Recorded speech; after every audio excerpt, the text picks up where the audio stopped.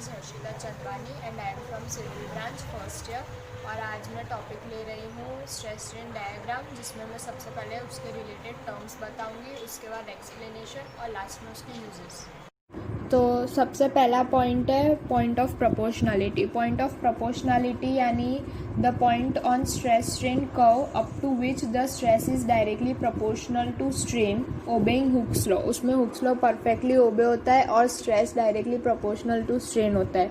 Second point है yield point. Yield point the point on stress strain curve at which the stress begins to increase without any increase to the stress. Strain increase होता है और stress इतना ज़्यादा increase नहीं होता है, वो पॉइंट को बोलते हैं yield point.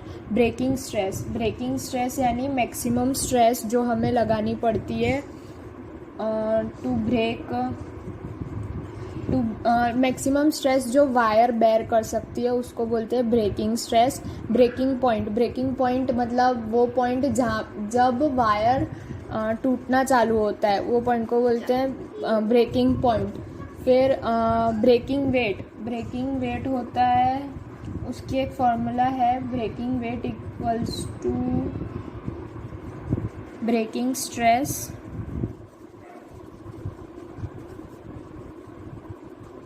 Into area of cross section. Area of cross section किसका? वायर का।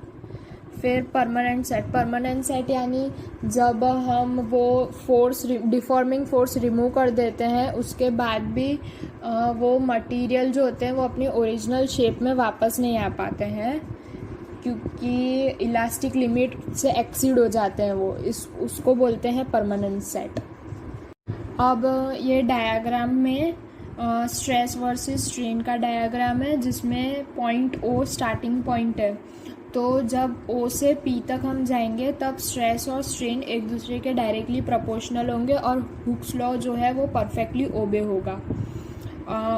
इसलिए वो फर्स्ट पॉइंट ऑफ प्रोपोर्शनलिटी वो O to P तक का था।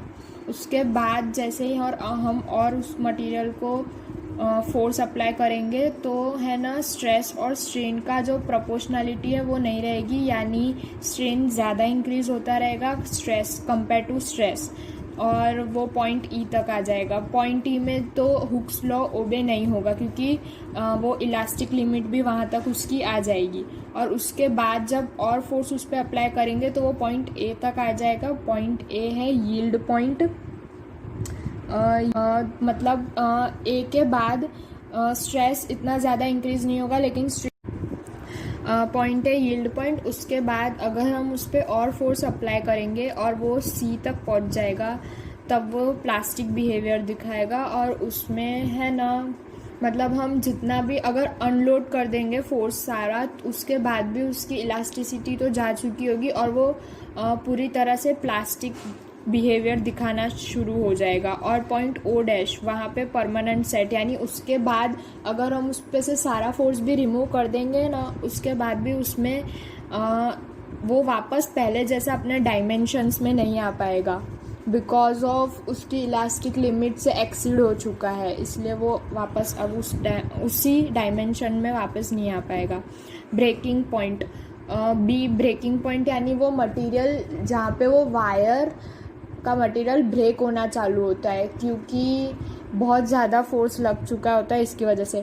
डक्टाइल मटेरियल्स का ब्रेकिंग पॉइंट ज़्यादा होता है कंपेयर टू अदर मटेरियल्स, क्योंकि उसमें ये जो ग्राफ होता है EB वो ज़्यादा वेराइंग होता है, और जबकि ब्रिटल मटेरियल्स में EB ज़ीरो ही होता है, क्योंकि ब्रिटल मटेरियल्स में एक पर्टिकुलर फोर्स अप्लाई करने के बाद वो मटेरियल डायरेक्टली टूट जाता है, इसलिए EB उसमें इतना ज़्यादा। अब लास्ट में uses of stress strain diagram. इसका पहला यूज़ है कि वो है ना, यील्ड स्ट्रेंथ, इलास्टिक स्ट्रेंथ और टेंसाइल स्ट्रेंथ मटेरियल की बताता है, यानी it is used to measure yield strength, elastic strength and tensile strength of material.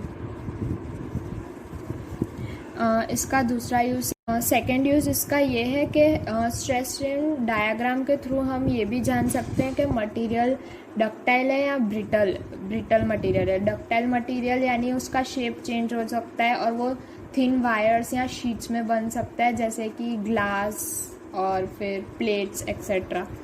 तो यूज्ड टू डिटरमाइन वेदर